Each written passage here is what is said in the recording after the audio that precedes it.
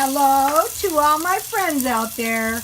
And so this is eating all my leftovers part 2. I mean, I eat everything. Can you go over here?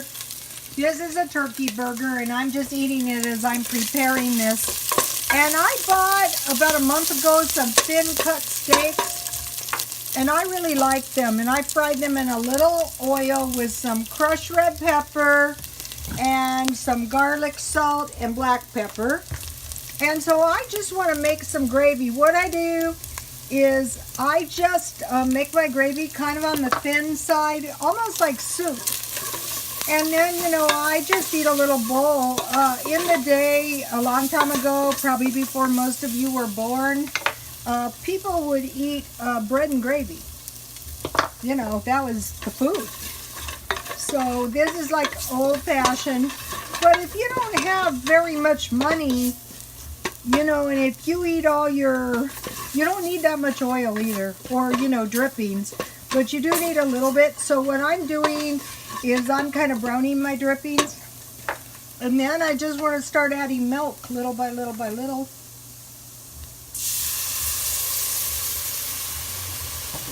This is really easy after you make this a few times.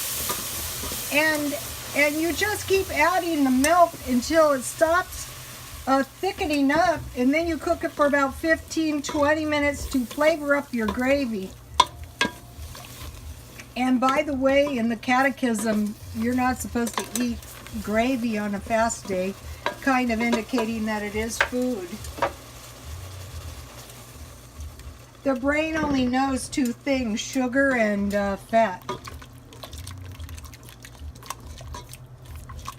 So milk is lactose, that's a milk sugar.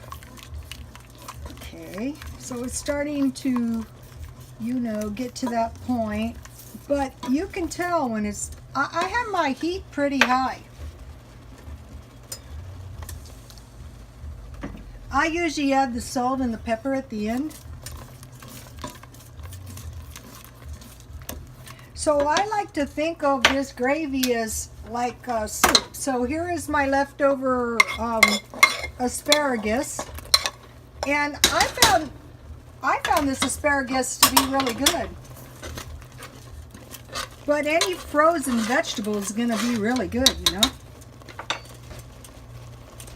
And then, you know, I think on these kind of foods where you're really just eating your leftovers, the least ingredients you add, the better. I mean, it's going to taste better. If you start adding too much stuff, it might start tasting horrible. And so then this is where I put either rice or leftover potatoes.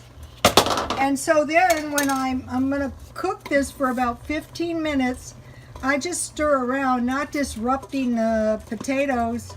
And if my gravy starts getting thick, then I just add a little more milk and, you know, maybe a little pepper. Remember that terrible mishap with the pepper? Oh my gosh. Okay, let's see. So see how the gravy is not thickening up much? I'm going to keep an eye on it and cook it for about 15 minutes. I'm going to turn the heat down.